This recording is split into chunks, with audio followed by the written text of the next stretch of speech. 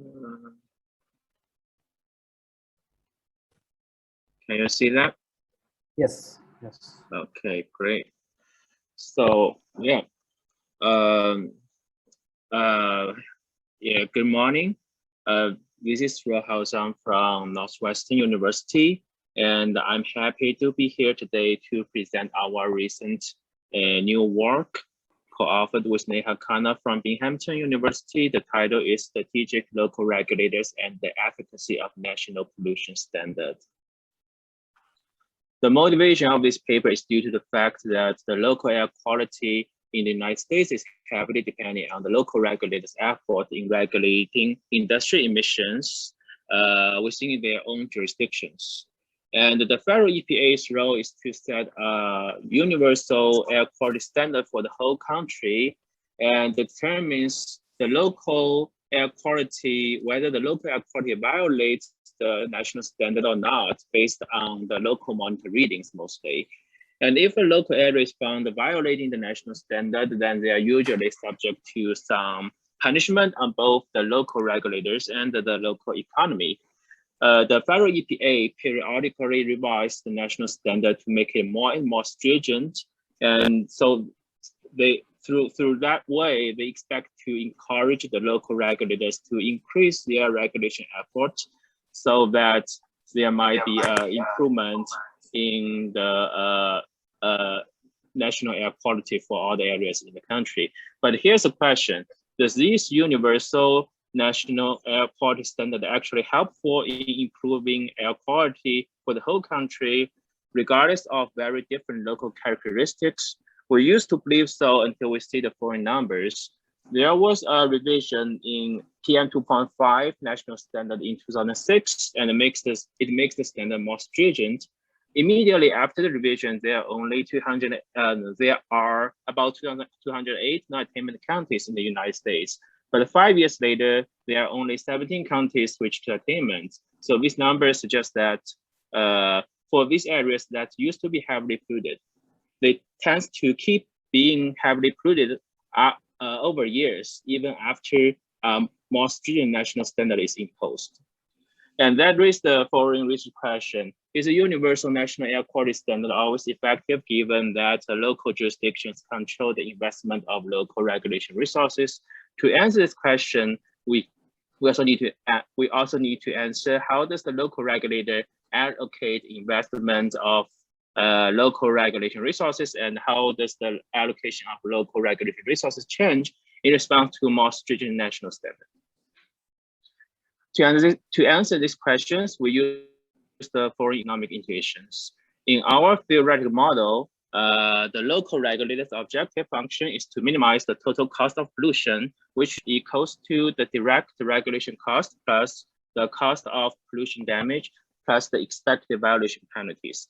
The violation penalties are usually uncertain because the monitor readings are uncertain. There are usually a random component in the monitor readings that can neither be observed or not be controlled by the local regulator. So the local regulator has to deal with the expected monitor readings and the associated possibility of being found violating the national standard. So that makes the violation penalties uncertain. And the local regulator minimizes the total cost function by selecting the plant-specific regulation resources for all individual plants within its jurisdiction. More plant-specific regulation resources means the local regulator has to pay higher direct regulation costs, and it will also generate higher regulation pressure on the plant, so the plant will lower the emissions, and the cost of pollution damage will also decrease. And also it will lower the expected monitor readings. So the probability of violation decrease, and so does the expected violation penalties. So we see a clear trade-off when investing the regulation resources. Here is the figure described how the local regulators solve their problems. We assume that the plant emissions is a deterministic function of plant-specific regulation resources, So when the local regulator choose the plant-specific regulation resources, it also indirectly choose the individual plants emissions.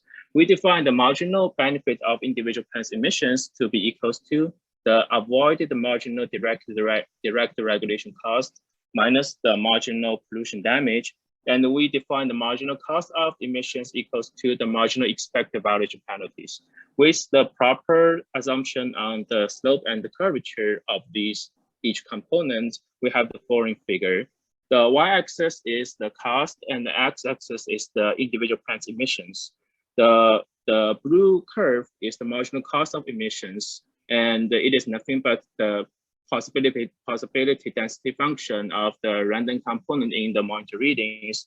If we assume that random component follows a normal distribution, then we will have this bell-shaped marginal cost of emissions. The center point of this curve is at the emission level E0, which will make the nearby monitors' expected readings to be exactly equal to the national standard. The marginal benefit curve is the red dash curve, which is downward sloping. And we know that the local regulator's optimal solution is at the points where the marginal benefit equals to the marginal cost. So here we have three candidate points, point A, point B, and point C. Point B is a saddle point, so it can be dropped. Both point A and point C are the local minimum. So the local regulator can choose either point A or point C, depending on which one gives a relatively lower total cost of pollution. If the local regulator chooses point A, it will also indirectly choose the individual plant emission at EL. Because EL is smaller than E0, that will make the nearby monitor's expected reading to be smaller than the national standard, and we can call that monitor the expected compliant monitor. If the local regulator chooses point C, it also indirectly chooses the plant emission at EH. EH is clearly higher than the E0, so if that happens, the nearby monitor's expected reading will be way higher than the national standard, and we call the monitor the expected violating monitors. This is only one example scenario, and there are some other scenarios, but this is the most complicated one with 3 crossing points. The other scenario, there might be 2 or 1 crossing point, but it really depends on which point, whether the optimal point is located at the left side of the bell-shaped curve or the right side of the bell-shaped curve. If the optimal point is at the right side of the bell-shaped curve, it simply says that the local regulator choose to allow the monitor reading to be higher than the national standard. That is mainly because the national standard is too stringent for this local regulator. It is too expensive to try to comply, so they just let the monitor reading to be higher to violate. Then what will happen after a more stringent national standard is imposed? A more stringent national standard simply means the national standard value S decrease. So that will shift the bell-shaped marginal cost curve parallelly to the left, represented by the green arrows in the figure. If the local regulator used to choose point A, now we are going to choose point A prime, and the plant emission will decrease. So does the expected readings of these expected compliant monitors. And also the local air quality is probably will improve. But if the local regulator used to choose point C, now they will switch to C prime. The plant emission will increase. The reading of the expected violating monitor will also increase, and the local air quality will be worse. So that says that for this area, where the local regulator already find it is too difficult to comply, a more stringent national standard will not encourage them to increase their regulation effort, but instead it will discourage them to invest more regulation effort, and it will probably make the area's air quality worse. And that is the main concern of this story. Okay, so that is our theoretical part. To test the validity of this theory, we conduct several empirical analysis. We focus on the 2006 revision of the PM 2.5 24-hour standard in the United States, which decreased the standard value from 65 milligram per cubic meter to 35 milligram per cubic meter. So that is a very big, very significant change to make this the standard more stringent. Okay, and since the standard is officially executed in the end of 2006, we first defined the revision starting from the first year that the revision will affect is 2007. We first conduct a monitor level analysis using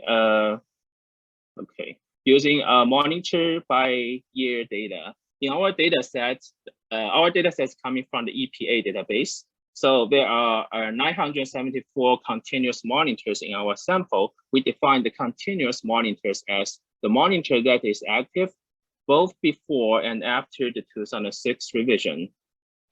Within these monitors, there are 150 expected violating monitors defined as these monitors never complied after the revision, and the rest of them are expected compliant monitors because they at least comply for 1 year. So that suggests that the local regulator is at least try to comply, although the breeding is uncertain. The rest of monitors that are not continuous are dropped from the monitor level analysis because we are not able to compare their readings before and after the revision. So here are the results. The upper panel is a very simple annual average plot for two groups of monitors. The red line is the expected compliant monitors and the blue line is the expected violating monitors. Before the revision, they are almost parallel, but after revision, the blue line increased and the red line decreased. The pattern is very clear. And we also did an event study comparing two group of monitors readings. Before the event, there is no significant difference. After the event, the expected violating monitors readings increased significantly compared with the expected compliant monitors readings. So these results are all consistent with our theoretical prediction. And we also run a difference in differences analysis for 4 different model specifications. The coefficient of interest is in the first line. We see that all of them are positive and significant, suggesting that the expected violating monitors readings increased significantly after the revision compared with the expected compliant monitors.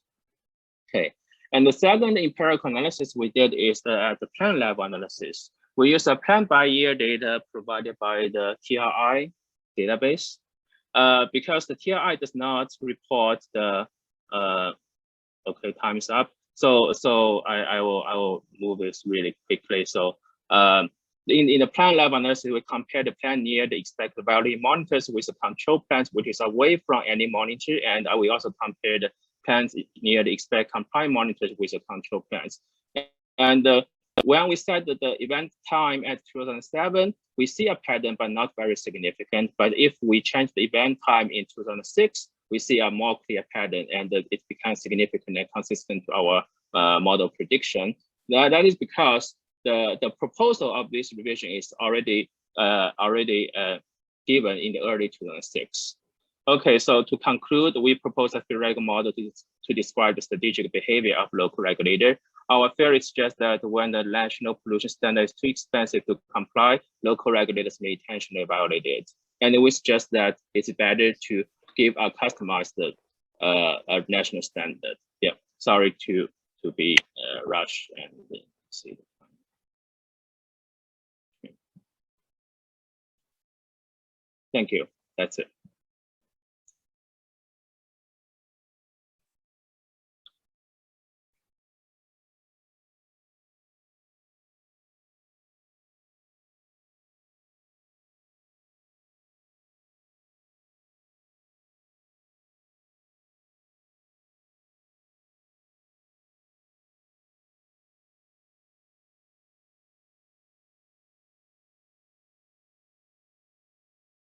Is there any question? So if there are any questions, otherwise we can move to the next question.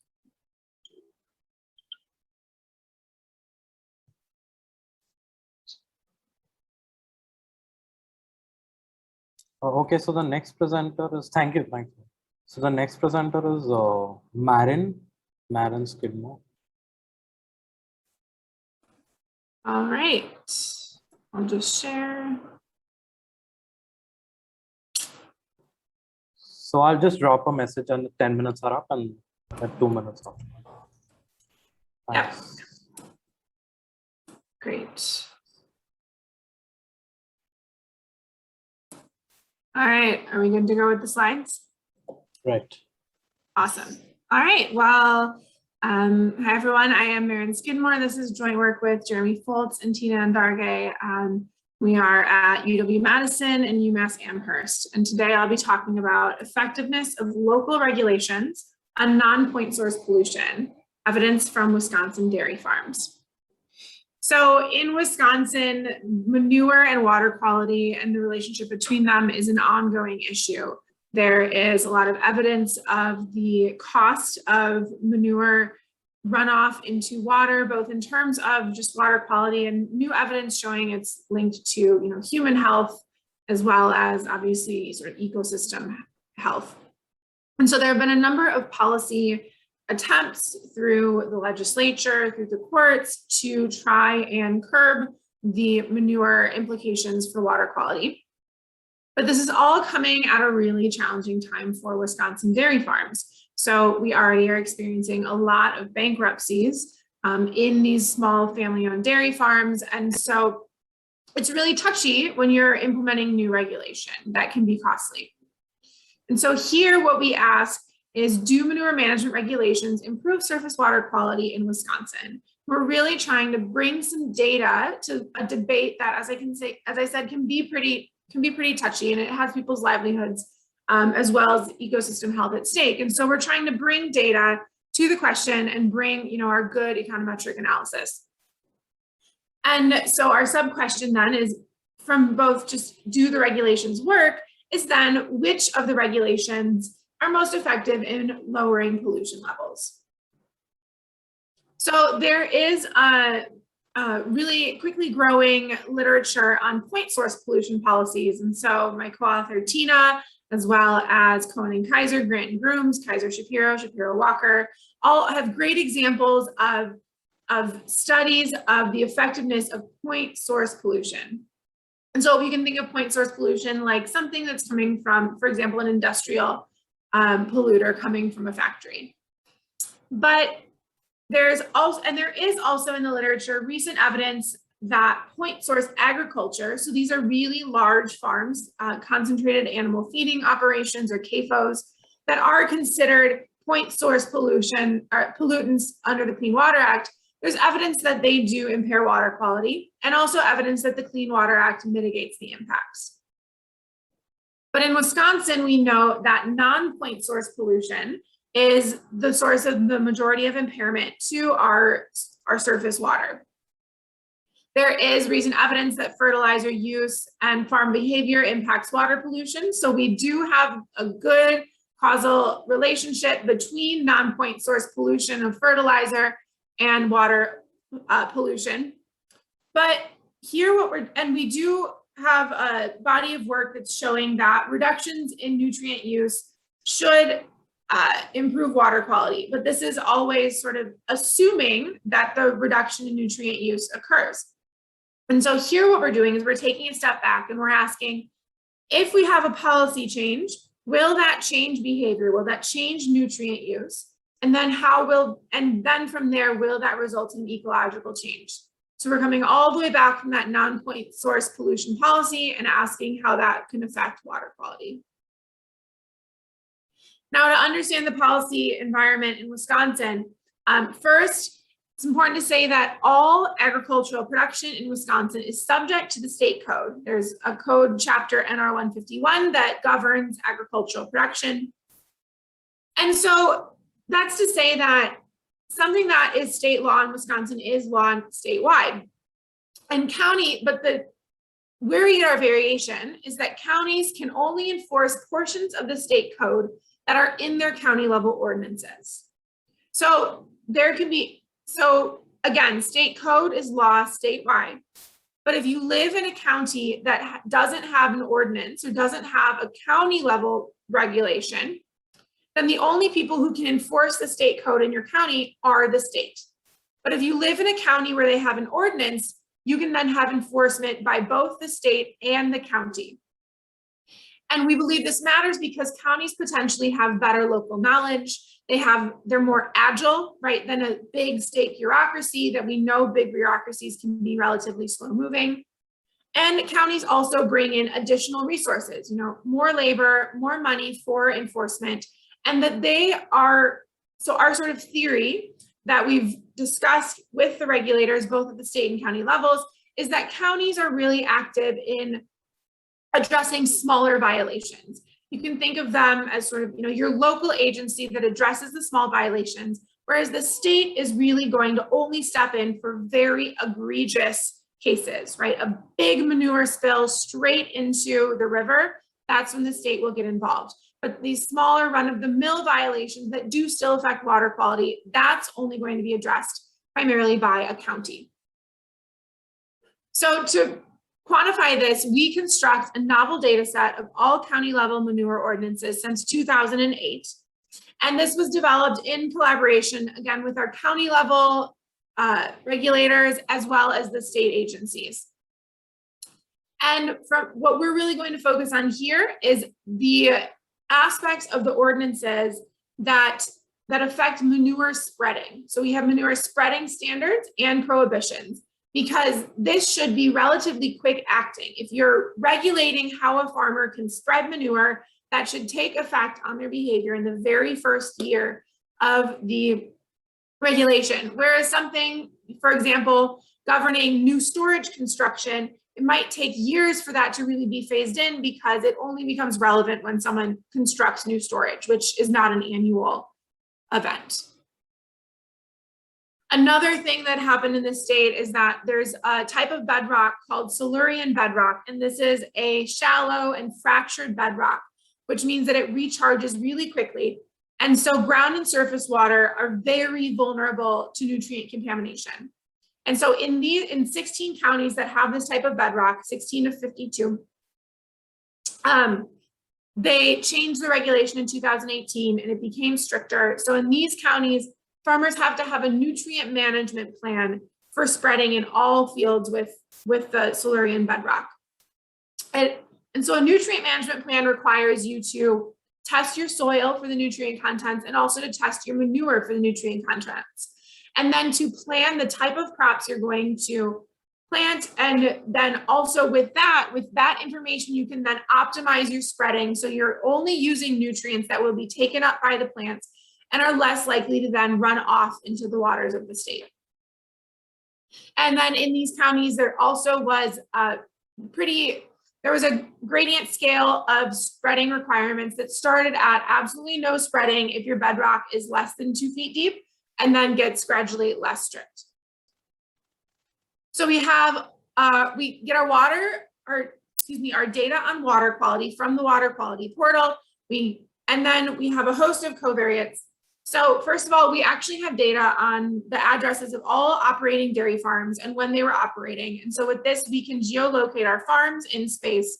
We get precipitation data and temperature data from PRISM. We have data on where those point source farms are located. We also know where our point source industrial pollutants are located.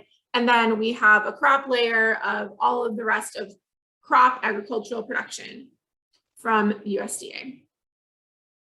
And so our econometric model is going to measure, on our left-hand side, water quality measured at the HUC 8 in year Y and month M. So we aggregate readings up to the HUC 8 year month observation level. And then our ordinance environment looks at the number of farms in the HUC 8 that have implemented a certain ordinance aspect, which I'll speak to in just a moment. And then we also look at the share of the farms, right? And then we have all the control variables of precipitation, temperature, number of farms, cropped area, and then our point source polluters. And then we include HUC 8 fixed effects, year fixed effects, and month fixed effects. And we cluster our standard errors at the HUC 8 level. So again, these ordinance aspects are coming from our counties. So we can see the counties in blue. They are the sort of the political entities that are deciding the rules in that county, but then they're intersecting with our watersheds in such a way that within a watershed, you might have farms located in one county where they've implemented an ordinance, and so there's a regulation, but there are other farms in that same watershed that are located in a county that haven't implemented the ordinance, and they aren't subject to a certain kind of regulation. And so we can see that, county level boundaries and are completely unrelated to our watershed boundaries. And so our assertion is that our HUC 8 ordinance levels, which again are made up of a number of counties that are all located within that HUC 8, are exogenous to trends in the HUC 8 water quality. And this is because the HUC 8 ordinance levels are determined by county level politics, and also those county boundaries, again, are exogenous to our HUC 8 boundaries. Now, we do fix the number of farms at 2010 levels, which is the start of our study, in order to avoid endogenous movement of farms out of the county, or perhaps exit from farming altogether because of the ordinance. So we fix the number of farms, but then we observe county level ordinance changes across time. So we look at a number of ordinance aspects, and I'll just point out the ones that we end up seeing having an effect on water quality.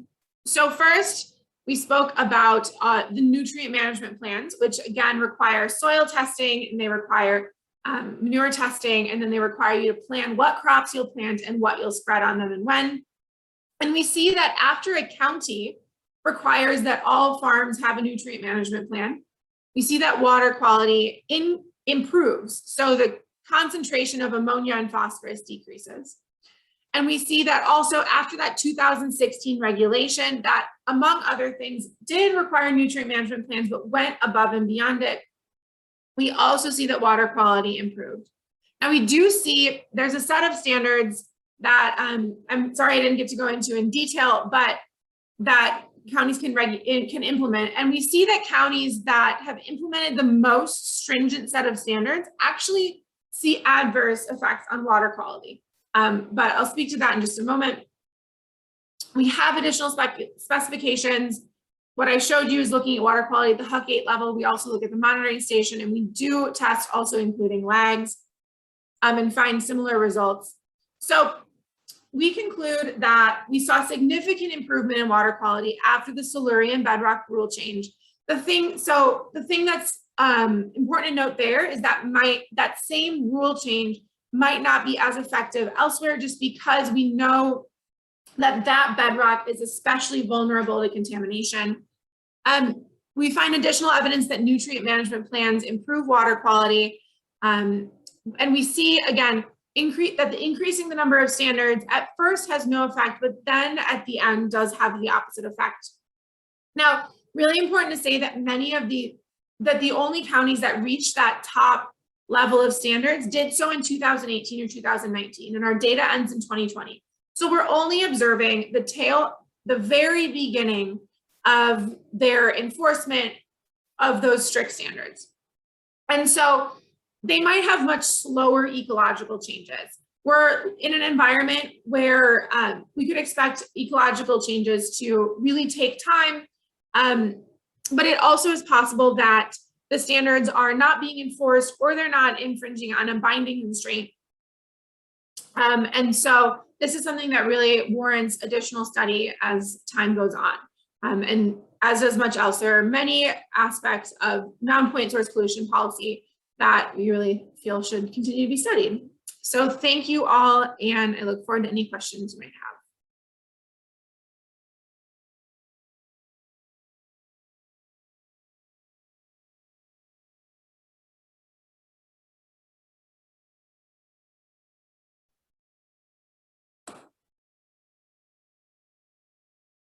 So, I mean, if there are any questions, otherwise, wrong is next.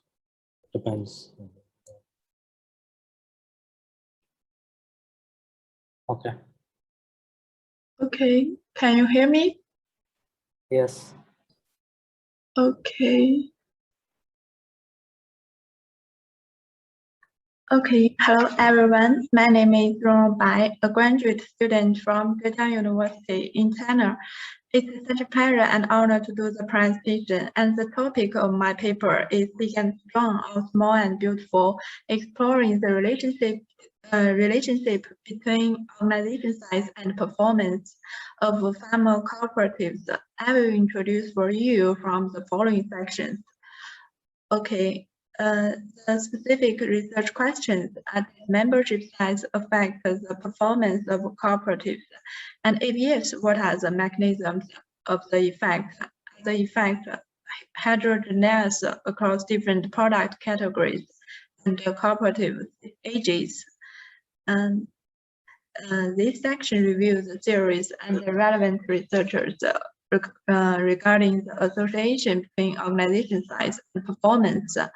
Actually, many scholars mention the importance of cooperative organization size, but studies focusing on the relationship of organization size and performance are very limited, and the results are not consistent.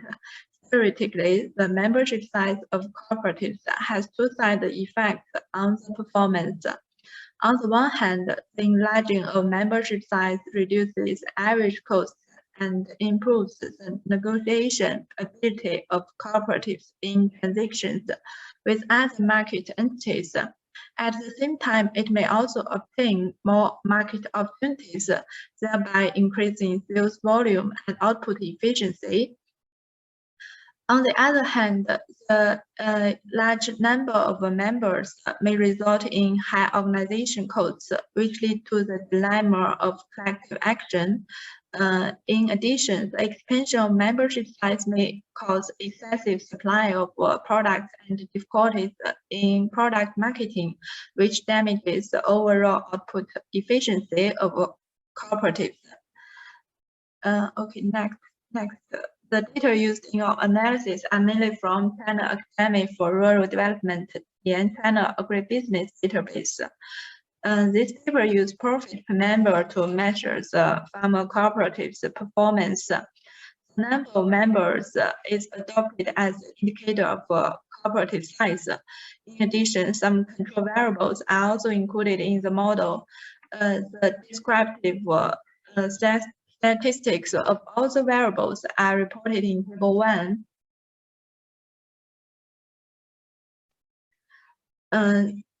Here, a dynamic and nonlinear panel regression model is established to estimate the effect of membership size on cooperative performance. And this is the equation. These are some details about this equation. And to overcome the endogenous problem, the system generalized method of moment equation. In addition, to ensure the robustness of the above estimation, a number of tests are conducted, including the replacement of co-explanatory variables, alternative estimation methods, and etc. Here, column 1 in Table 2 represents the baseline results, and the other columns in Table 2 represent different robustness check results. We can clearly see all the models pass Hansen and AR2 tests, and the results display that membership size has an inverted U-shape impact on the performance of cooperatives.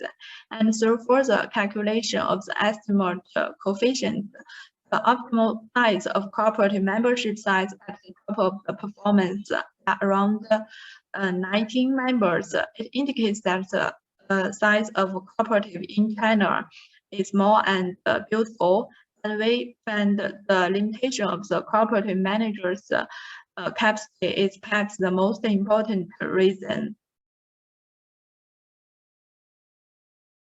Here, the heterogeneity of the effects of membership size on performance across cooperatives in various sectors are explored, and the results are reported in Table 3. The effects of membership size on performance for crop, animal husbandry, and fishery cooperatives also on inverted U-shape while the membership size has no impact on performance for forest cooperatives, which is associated with the production cycle and yield rate of different product categories. What's more, the optimal membership size of fishery cooperatives are around 40 members, which is larger than that of cooperatives in other sectors.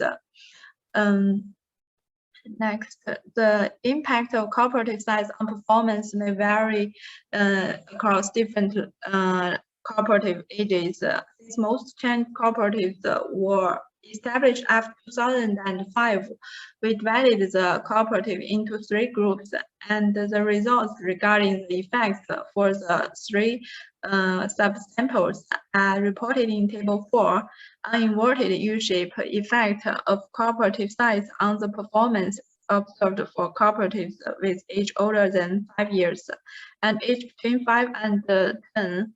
The optimal size of former are 20 members, while the latter are 27 members. In contrast, the membership size has no influence on the performance for cooperatives with age older than 10 years. This is due to the resources, managerial capacity, rigidity, and inertia of cooperatives. Based on the analysis, the following results emerged from our studies, and our results have some important policy implications as well. For example, given the cooperative tend to be small and beautiful, one policy implication is that the chairman of the cooperative should improve their managerial capacity to facilitate collective action. Furthermore, as the impact of cooperative size on performance differ among product categories, it is ill-advised to adopt a unified standard of cooperative size. Finally, there may be policy implications related to features of cooperative ages. For instance, it may be that as cooperatives increase in ages, the impact of membership size on cooperatives' performance may disappear. In this situation, innovation would be a commendable policy. Okay, that's all. Thank you.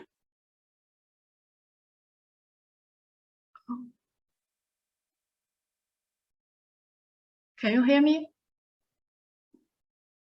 Yes, we can hear you.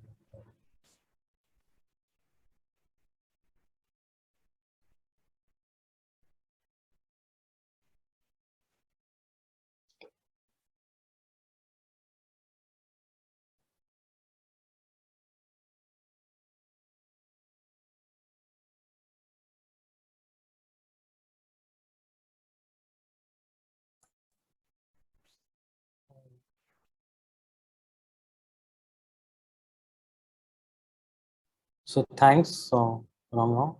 I think if there are no questions, we can move on to the next presentation.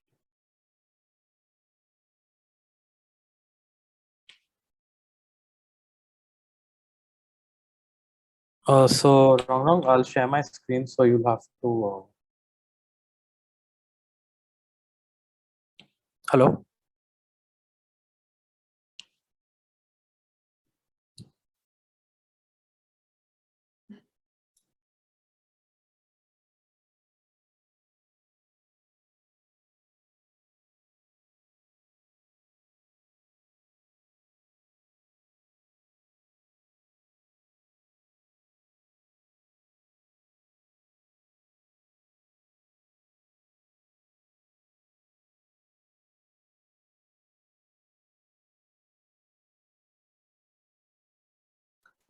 Yeah. So thanks, Rangna.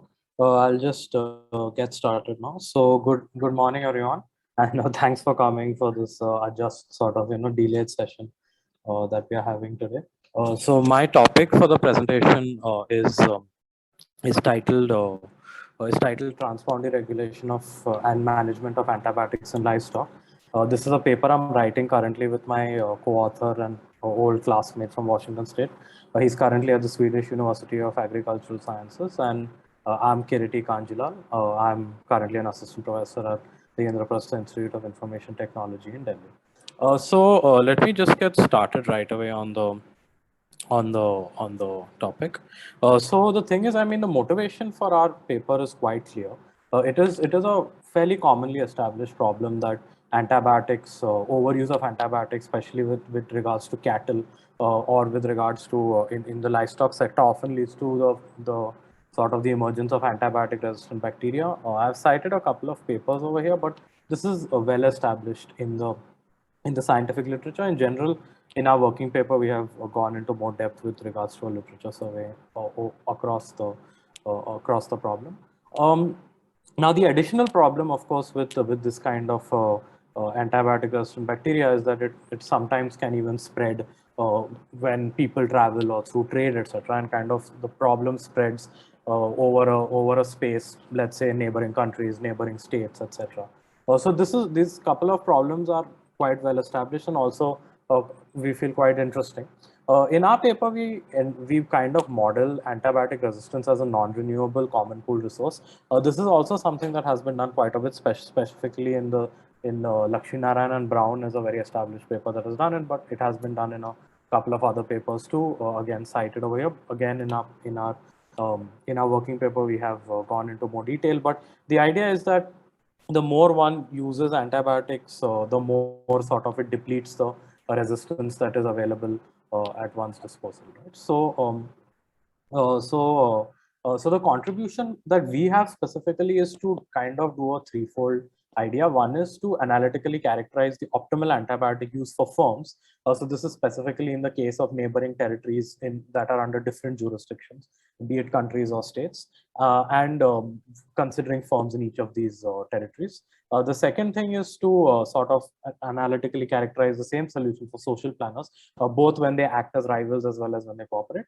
And then we propose some policy tools. I will only be getting into one over here, which is kind of an interesting one. The first things first is the basic model.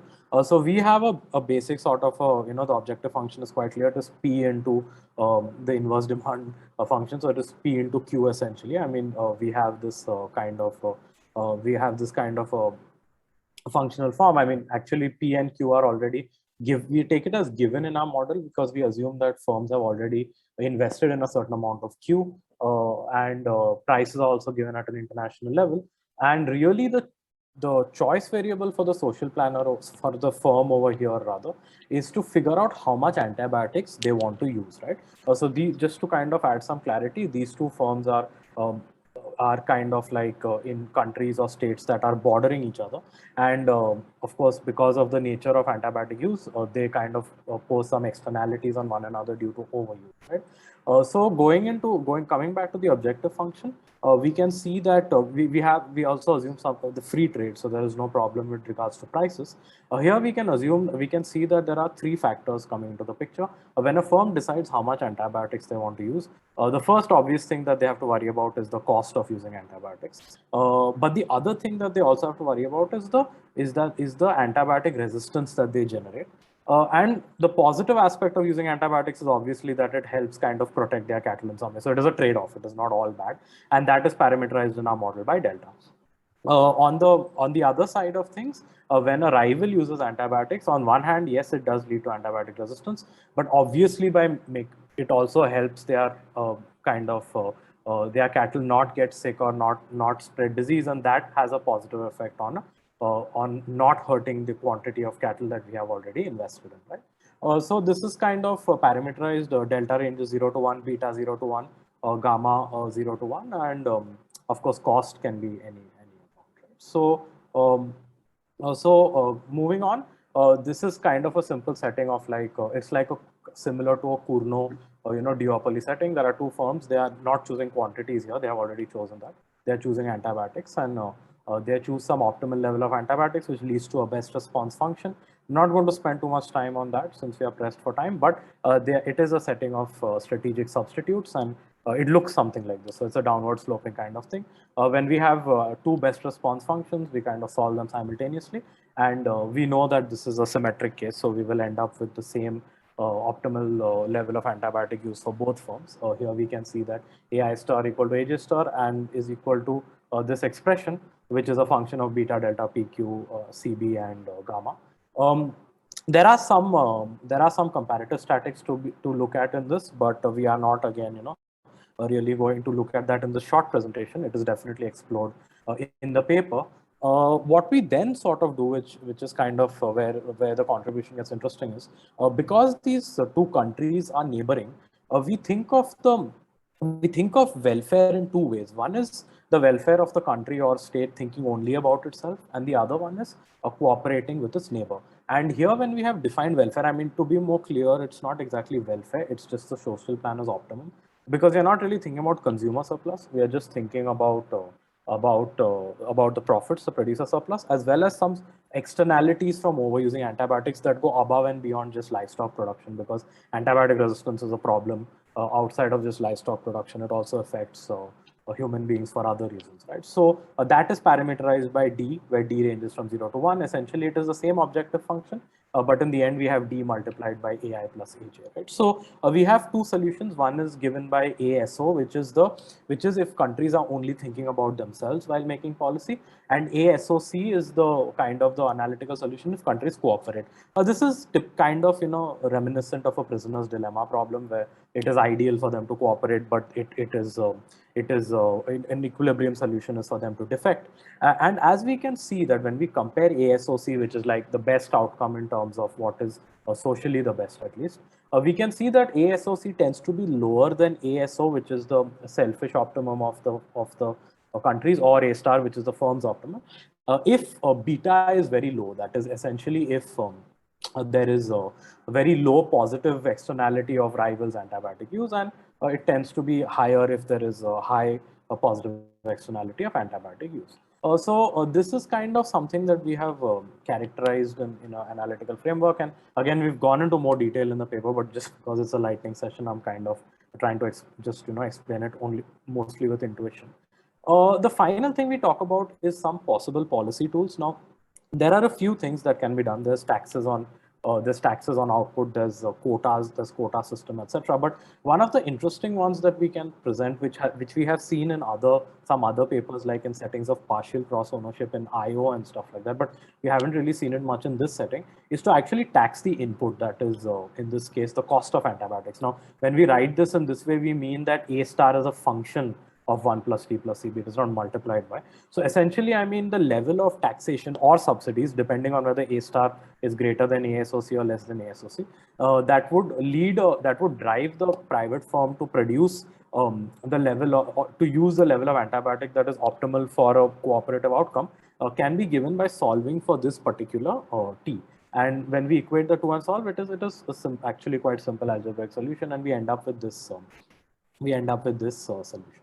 Now, the above expression is basically positive if and only if beta is less than beta star. That is essentially it as a tax, which implies that there is overuse of antibiotics. But if beta is very high, that is if there is a very high positive externality of antibiotic use, then we end up finding that this becomes a subsidy, and actually governments should encourage firms to use more antibiotics if they are not using enough. A similar result can easily be obtained for just a country kind of trying to generate an optimal level of antibiotic use from a firm, even if it is a non-cooperative outcome, even if it is a selfish outcome. But basically, this is a policy tool that can drive a firm towards a particular level of antibiotic use, and without kind of any monitoring as such. There is no need to monitor how much they're using. It just becomes optimal automatically by imposing that particular per unit tax on the input. And of course, we have to remember that this is useful here only because our concern is the input. Like the output is fine, but the big problem for the social planner here is overuse of antibiotics. Otherwise, it would not make sense to tax the input. Finally, so we basically tried to characterize in a very short way. I've tried to present it, but we tried to characterize optimal tax subsidy to make for an easy policy to implement. And moving forward, we are planning to do a couple of extensions. One is consider asymmetry, especially in like delta and also possibly in gamma. And the other thing is like, so we have currently taken price and quantity as given, almost like there is already this much livestock, now we need to protect it. But we could endogenize price and quantity like a two-stage game, where in the first stage, firms choose quantities, and of course, prices will be a function of quantities. And in the second stage, they go on. So this is our work that we have done.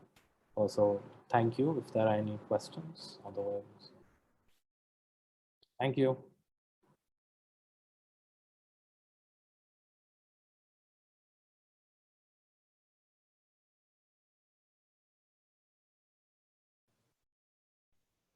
Is it my turn now? Yeah, so Renu, it's if there's no questions, then you can start. Yeah. So can I share my slides? Yeah, absolutely. So I will send you a message when 10 minutes are up, and then you have 2 minutes to go after that. Okay.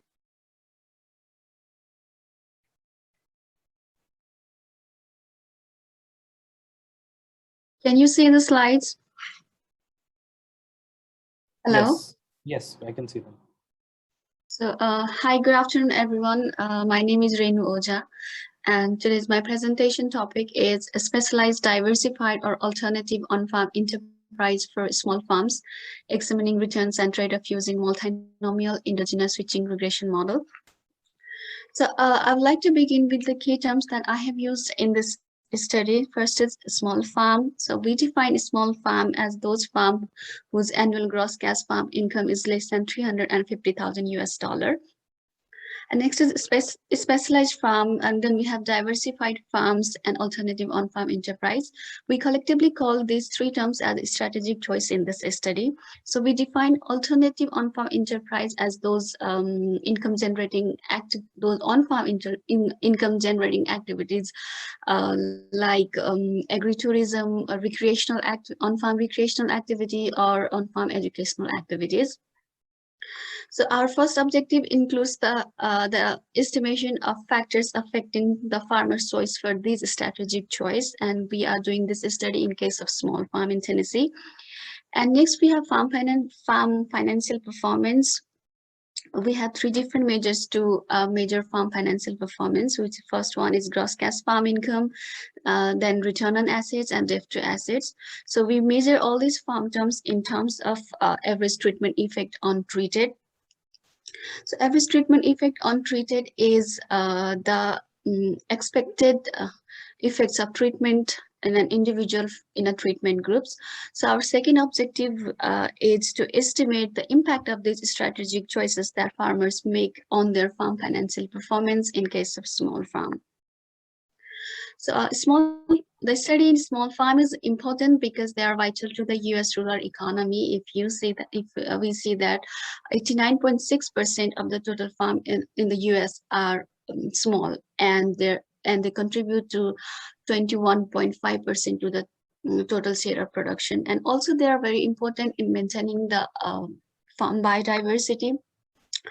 But in recent days, we see that the number of the small farms are gradually decreasing, and they are switching toward the specialized larger farms, which are creating the competition to the existing small farm.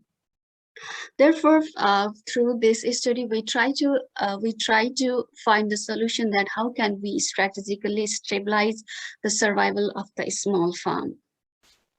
So our study is entirely based on the concept of portfolio theory, which states that if a farmer invests in a diverse enterprise that have low or negative correlation in return, the risk will be spread among those enterprises, which ultimately will reduce the variability in returns. So based on this theory, we assume that farmers who choose diversification or alternative on-farm enterprise will have least variability in their income as compared to the farmer who are specialized. For this study, we conducted an online survey in 2020 in all over the Tennessee. Farmers were asked to put the information based on their 2019 records. So we have altogether 121 observations, among them 41.36% were a specialized farm, and 24.77% were crop and animal diversified farms, and 34.86% farmer adopt alternative on-farm business enterprises. So we did the analysis in two stages. First stage analysis includes the modeling of the factor influencing the farmer's choice decision. For this, we use a multinomial logic model.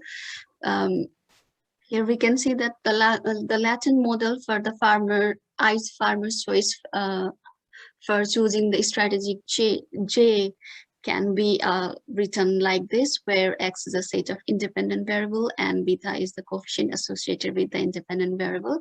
Here J equals to 1 is the specialization, which is a base category, and 2 and 3 represent at least a diversification is adopted.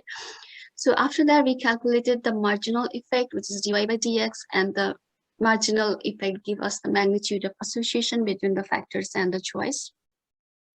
In the second stage, we estimate the impact of the farmer's choice decision on their farm financial performance. For this, we use a multinomial endogenous switching regression model. And in this model, we have two different revenue equations. First one is for non-adapter. Non-adapter means specialized, which is also a base category. The revenue equation can be written be shown like this, where J is a set of explanatory variables, and similarly for the adapters. And we then calculated the average treatment effect on treated, which is the actual outcome minus counterfactual outcome. From the multinomial logic estimate, we found that first these are the independent variable that we consider in our study. So from the result, we found that the probability of farmers switching crop and animal diversification increases by 1% with every 10 unit increase in their land acreage, because here we consider the land in acreage in log form. And we also found that with the 1 unit increase in the age of the farmers, the probability of choosing crop and animal diversification decreases by 0.8%, and probability of choosing alternative on-farm business enterprise decreases by 0.7%. Similarly, we found that farmers who work off-farm for wage and salary are 30.7% less likely to choose alternative on-farm business enterprise as compared to the farmer who do not work off-farm. And similarly, we noticed that farmers who adopt organic farming practices are around 32% less likely to choose alternative on-farm business enterprise as compared to the farmer who do not adopt organic farming practices. So we also find that the farmers who have a smartphone and are in internet access are 27.3% more likely to choose the alternative on-farm business enterprise as compared to the farmers who do not use a smartphone. Well, the probability value less than 0.01 shows that our model is good fit against the null model. So this is the result from the multinomial endogenous switching regression model. Here we calculated the AGT from the actual outcome minus counterfactual outcome. So this one is for the annual gross farm income. We found that the farmer who adopt alternative on-farm business enterprise on $20,429.01 more than the farmer who do not adopt alternative on-farm enterprise, or let's say who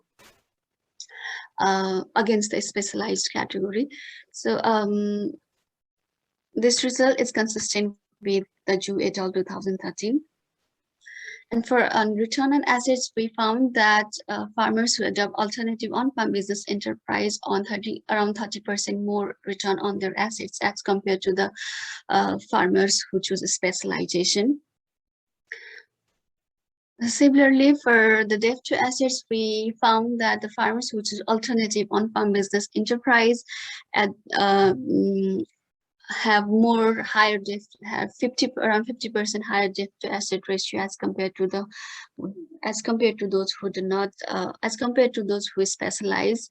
Well, the result is possible in our case because farmers who choose alternative on-farm enterprise may require higher initial investment. Which can cause, which can seek a high debt or high financing. So a debt to asset, high debt to asset ratio is plausible in our case.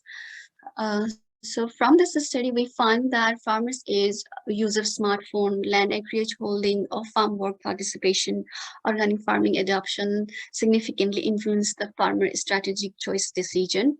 and the farm performance improves if farmers choose alternative on-farm enterprise with diversification strategy. However, we noticed that farmers who choose alternative on-farm enterprise have higher debt to asset ratio.